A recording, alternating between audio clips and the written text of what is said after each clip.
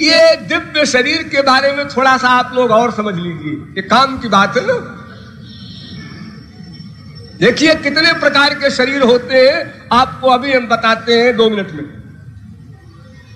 बहुत ध्यान देकर समझिएगा, डिटेल करने का टाइम नहीं। 2 प्रकार का शरीर होता है, शरीरम द्विविधम योनिजम अयोनिजंच। वैशेषिक दर्शन, दर्शन शास्त्र में 2 प्रकार का शरीर माना गया है, एक योनि से पैदा हुआ शरीर और एक बिना योनि के पैदा हुआ शरीर। अब देखिए 2 शरीर तो है योनि से पैदा हुई, एक तो कॉमन जैसे आप लोगों के बच्चे होते हैं, घोर संसारी कामी से उत्पन्न बच्चे, एक तो ये हुए योनिज।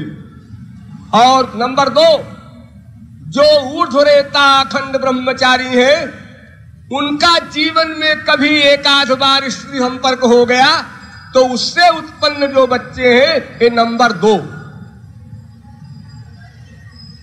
बस योनि के बच्चे 2 प्रकार के। अब बिना योनि के बच्चों को सुनो। नंबर 3, कोई ऊर्ध्वरेता ब्रह्मचारी किसी स्त्री को छू ले, हाथ से उसका सिर छू ले, कान छू ले, नाक छू ले और उसको बच्चा हो जाए, ये उससे भी ऊंचा है, नंबर 3। नंबर 4, इससे भी ऊंचा, किसी स्त्री को वो ऊर्ध्वरेता ब्रह्मचारी देख ले और उससे बच्चा पैदा हो जाए, ये उससे भी ऊंचा। और नंबर 5, हिमालय की चोटी पर बैठा हुआ कोई ऊर्ध्वरेता ब्रह्मचारी संकल्प कर ले अमुक स्त्री के बच्चा हो जाए और बच्चा हो जाए, ये उससे भी ऊंचा।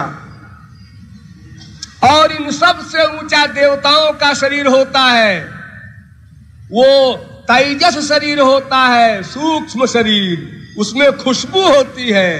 अगर कोई देवता यहां खड़ा हो जाए आकर, आप लोगों को हवा से खुशबू मिले, आप सब लोग यही बेहोश हो जाए, इतना सुख है उनके शरीर की खुशबू में। और उससे ऊंचा एक और होता है योगियों का शरीर, वो निर्वाण शरीर होता है। इस शरीर को चेंज कर लेते हैं योगी लोग। और उससे भी ऊंचा होता है भगवत प्राप्त भक्तों को जो शरीर गोलोक में मिलता है, दिव्य चिन्मय शरीर।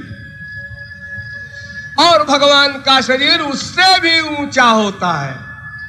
अंतिम 9वां, हाँ ध्यान दीजिए, भक्त के शरीर और भगवान के शरीर में गोलोक में क्या अंतर है?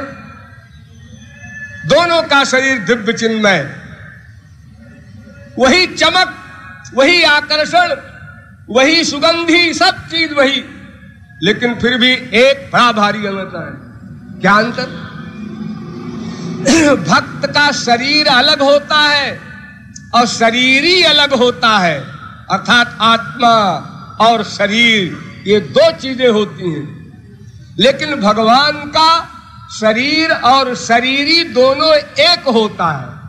पद्म पुराण में लिखा है, देह देहि भिदा चैव नेश्वरे विद्यते क्वचित। ये देह देही का भेद भगवान के शरीर में नहीं होता।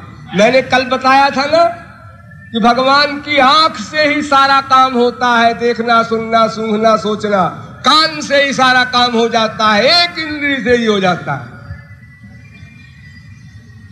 तो इस प्रकार भगवान का देह दिव्य है।